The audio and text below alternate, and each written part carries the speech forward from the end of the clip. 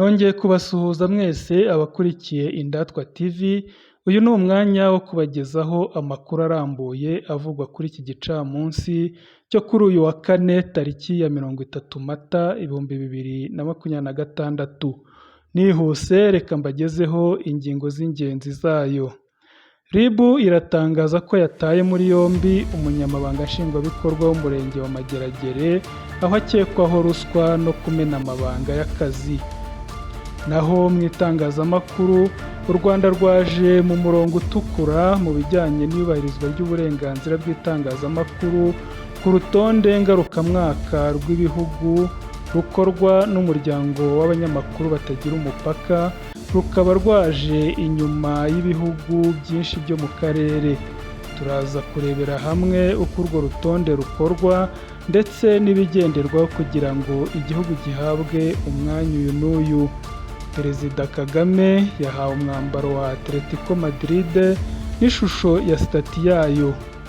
Muhanga baratabaza leta ngo ibakize inzoga banywa bakabyimba ibirenge.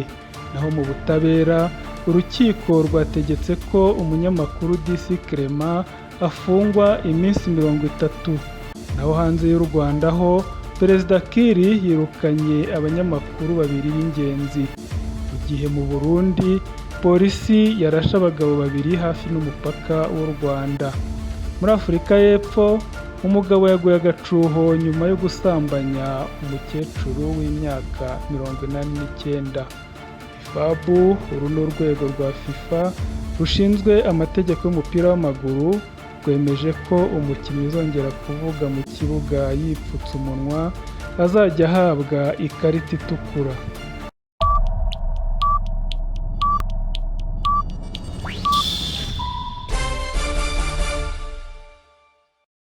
Urwego rw'igihugu rw'ubugenzacyaha RIB rwatangaje ko rwafunze umunyamabanga nshingwabikorwa w'umurenge wa Mageragere wo mu karere ka Nyarugenge.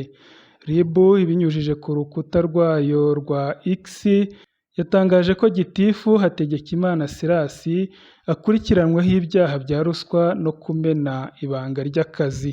Uru rwego rwasobanuye ko mu mwaka wa 2023 na 2024 Hategekimana yagiye yoherezwa amafaranga na Rubazinda Calix uyobora kampani yitwa Kariyan Company Limited kugira ngo amukingire ikibaba ku bucuruzi bw'amabuye y'agaciro yakoraga nta ruhushya afite. Uyu nawe afunze nk'umufatanyacyaha kuri iki cyaha cya ruswa. RIB ivuga kandi ko Hategekimana yagiye aburira Rubazinda mbere y'uko hakorwa ubugenzuzi ku bucuruzi bw'amabuye y'agaciro kugira ngo adafatwa kuko yabukoraga nta ruhushya abifitiye. RIB nyuma yo gufunga uriya muyobozi yongeye kwibutsa abaturarwanda kwirinda ibyaha bya ruswa kuko bidasaza, bityo igihe cyose habonetse ibimenyetso ku wabikoze abihanirwa hatitawe ku gihe yabikoreye. RIB kandi yasabye abaturage gukomeza gutanga amakuru aho bakeka ruswa hose. Umuryango w'abanyamakuru batagira umupaka wo wasohoye urutonde rugaragaza uko ibihugu byubahiriza uburenganzira bw'itangazamakuru mu mwaka wa 2026, aho u Rwanda rwisanze mu murongo utukura n'inyuma y'ibihugu bimwe byo mu karere. Iyi raporo ya World Press Freedom Index yerekana ko nubwo igihugu gikomeje gutera imbere mu nzego zitandukanye, urwego rw'itangazamakuru rugifite imbogamizi zikomeye. Iyi raporo iriho ibihugu 180 igaragaza ko mu Rwanda hakiri ibibazo bijyanye n'ubwisanzure bw'abanyamakuru, birimo kwigengesera mu gutangaza inkuru, igitutu gituruka ku nzego zitandukanye, ndetse abanyamakuru bakaba badakunze gutangaza inkuru zinenga ubutegetsi ku buryo bugaragara. Nubwo hari intambwe mu kunoza umwuga w'itangazamakuru no kurwanya amakuru y'ibihuha, abasesenguzi bagaragaza ko hari aho amategeko n'imikorere bishobora kugabanya ubwisanzure bw'itangazamakuru.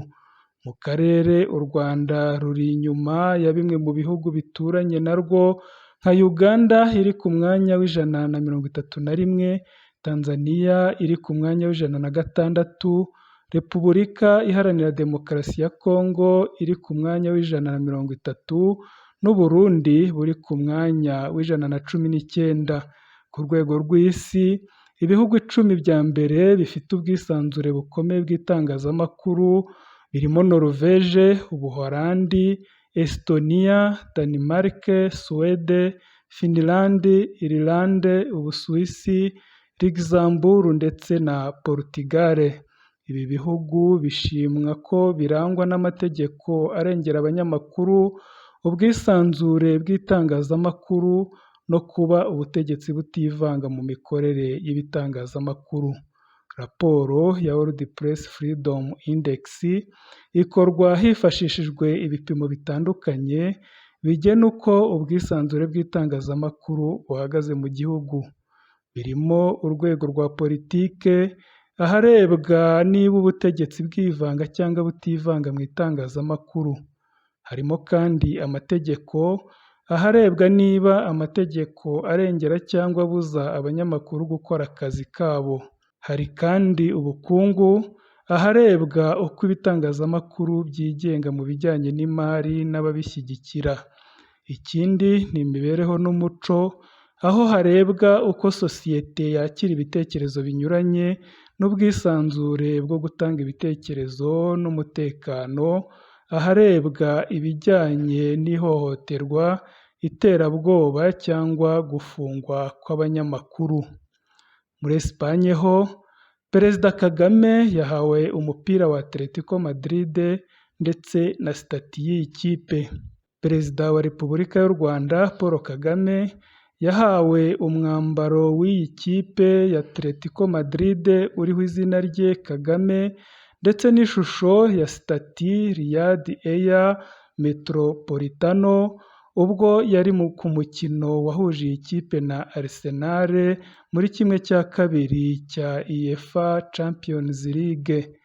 Uyu mukino ubanza wabereye i Madrid ku mugoroba wo kuwa gatatu, warangiye amakipe yombi anganyije 1-1. Arsenal niyo yafunguye amazamu ku gitego cyinjijwe na Victor Gyökeres kuri penaliti, mu gihe Julian Alvarez yishyuriye Atletico Madrid mu gice cya kabiri nawe atsinze penaliti. Perezida Kagame ni umwe mu barenga 68,000 byari biri kuri Riyad Air Metropolitano Stadium, ndetse ubwo yahageraga yakiriwe na Perezida wa Atletico Madrid Enrique Cerezo Torres n'umwami wa Espagne Philippe wa gatandatu. Enrique Cerezo Torres yahaye umukuru w'igihugu impano y'umupira wa Atletico Madrid uriho nimero 10 n'izina Kagame, ndetse anamuha ishusho ya stade Riyad Air Metropolitano. Atletico Madrid na Arsenal zombi zisanzwe zifitanye ubufatanye n'u Rwanda, aho zamamaza ubukerarugendo bwarwo binyuze muri Visit Rwanda, ndetse aya magambo agaragara ku myambaro yazo inyuranye no kuri stade zazo. Abaturage batandukanye bo mu mudugudu wa Kamazuru mu kagari ka Gahogo mu murenge wa Nyamabuye akarere ka Muhanga bo baravuga ko bahangayikishijwe n'inzoga zitujuje ubuziranenge zikomeje kugaragara muri ako gace. Aba baturage bavuga ko muri uyu murenge wa Nyamabuye hakomeje kugaragara inzoga nyinshi zitujuje ubuziranenge, ndetse hari n'abari kuzinywa bakabyimba ibirenge. Umuvugizi wa polisi y'u Rwanda mu ntara y'Amajyepfo CIP Hassan Kamanzi yavuze ko ku bufatanye n'inzego z'ibanze n'abaturage hakomeje ibikorwa byo gukumira no kurwanya ikorwa, icuruzwa, ikwirakwizwa n'inyobwa ry'ibinyobwa bitujuje ubuziranenge, byaba ibisembuye n'ibidasembuye. Yavuze ko mu kagari ka Gahogo mu murenge wa Nyamabuye Polisi yafashe abantu batatu bakekwaho gukora no gucuruza ibinyobwa bitujuje ubuziranenge ndetse bafatanwe litiro zirenga 650 z'igikwangari. Yavuze ko aba bantu bose bafashwe ubu bafungiye kuri polisi sitasiyo ya Nyamabuye aho iperereza rigikomeje. Polisi irashimira abaturage bakomeje kugira umuco mwiza wo gutangira amakuru ku gihe hagamijwe gukumira ibyaha bitaraba ndetse ikanaburira umuntu wese utekereza gukora ibinyuranye n'amategeko guhita bihagarika kubera ko nta na rimwe polisi izigera imwihanganira. Urukiko rw'ibanze rwa Gasabo rwasomye umwanzuro w'urubanza ubushinjacyaha bukurikiranyeho Nigaba Clement wamenyekanye nka DC Clement, rwanzura ko ibyagezweho bihagije kugira ngo akurikiranwe ari mu igororero. DC Clement akurikiranyweho ibyaha 4: gukubita cyangwa kugirira urugomo abayobozi mu nzego za leta, kwangiza cyangwa konona ikintu cy'undi, kurwanya ububasha bw'amategeko no guteza imvururu cyangwa imidugararo muri rubanda. Nyuma yo gusuzuma rugasanga Nigaba Clement ibyaha akekwaho byarateje ingaruka, urukiko rwanzuye ko agomba gukurikiranwa afunze by'agateganyo, gusa rumwibutsa ko afite iminsi 30 yo kujuririra icyo cyemezo. Muri Sudani y'Epfo, Perezida Kiir yirukanye abaminisitiri 2 b'ingenzi. Kuri uyu wa gatatu, ikigo cy'igihugu cy'itangazamakuru muri Sudani y'Epfo SBC cyatangaje ko Perezida Salva Kiir yakuye Semeya Kumba ku mwanya we wa minisitiri w'ububanyi n'amahanga kandi ko yirukanye Atonge Kuyor Mayang wari minisitiri w'ubucuruzi. Nta bisobanuro byatanzwe ku bijyanye n'impamvu yo kwirukanwa ku mirimo yabo kwabereye rimwe no kwirukanwa kwa Mawiyen Arik wari umuyobozi mukuru w'ibiro bishinzwe umutekano w'imbere mu gihugu mu kigo cy'igihugu gishinzwe iperereza, hagashyirwaho Akek Tong Alewu ngo amusimbure. Abasesenguzi bavuga ko Kiir ahora ahinduranya abakora mu rwego rwa gisirikare na guverinoma kugira ngo abashe gukomeza kubagenzura mu gihe ahanganye n'imitwe yitwaje intwaro ndetse n'impuha zivuga ko isimburwa rye rishoboka. Mu gihugu cy'u Burundi ho haravugwa abagabo 2 barasiwe na polisi y'iki gihugu hafi n'umupaka w'u Rwanda.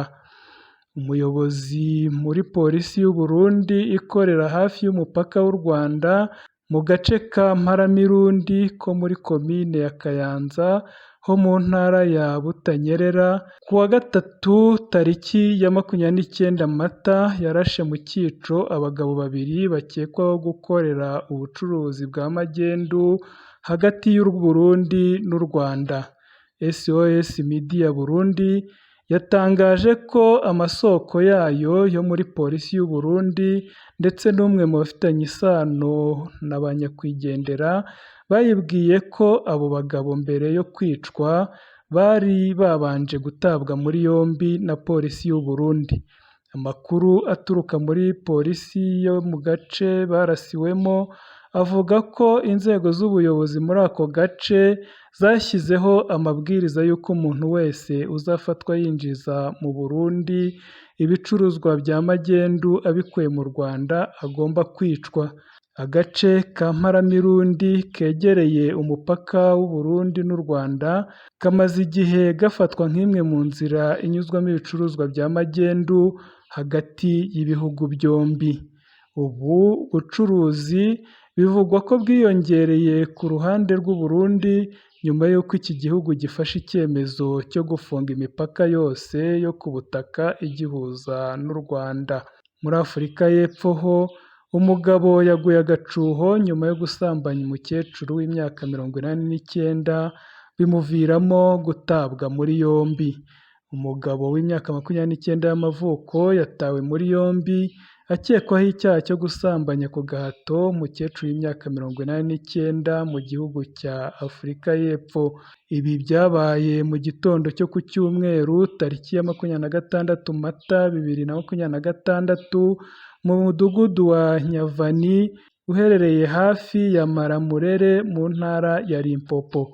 Nk'uko byatangajwe n'umuvugizi wa polisi muri iyo ntara Hulani Mashaba, uyu mugabo yinjiye mu cyumba cy'uyu mukecuru mu gihe yari aryamye maze amukorera ihohoterwa rishingiye ku gitsina nyuma y'uko yari yamusabye amafaranga akamubwira ko ntayo afite. Amakuru akomeza avuga ko nyuma yo gukora iki cyaha ukekwaho icyaha yaje gusinzirira aho ngaho bituma uwo mukecuru abona uburyo bwo gutabaza abaturanyi. Uyu mugabo yahise atabwa muri yombi ariko mbere y'uko agezwa kwa muganga abaturage bamaze kumukubita bamuziza ibyo akekwaho. Kuri ubu ari kuvurirwa mu bitaro aho ari no gucungirwa umutekano n'inzego za polisi. FIFA yo yemeje itegeko rishya rigenga abakinnyi mu kibuga aho rivuga ko umukinnyi uzajya avuga mu kibuga yipfutse umunwa azajya ahabwa ikarita itukura. Nk'uko byatangajwe, abakinnyi bazajya bapfuka umunwa mu gihe bari mu mpaka n'abandi bakinnyi bagamije guhisha amagambo ashobora kuba arimo ivangura cyangwa gutukana, bashobora guhabwa ikarita itukura bagahita bakurwa mu kibuga. Iri tegeko ryemejwe ku bwumvikane busesuye rikaba rigamije kurwanya imyitwarire mibi itagaragara neza ku basifuzi kuri televiziyo cyangwa ku bantu bashobora gusoma iminwa. Icyemezo cyafashwe nyuma y'impaka nyinshi zagiye zibaho mu mipira itandukanye harimo n'ikibazo cyabaye muri UEFA Champions League cyarimo Gianluca Prestiani na Vinicius Junior, aho umwe mu bakinnyi yavugaga apfutse umunwa bigateza impaka ku byo yaba yaravuze. Iki kibazo cyanavuzweho n'umuyobozi wa FIFA Gianni Infantino wasabye ko hafatwa ingamba zikomeye zo kurwanya amagambo y'ivangura n'ibitutsi bihishwa muri ubu buryo.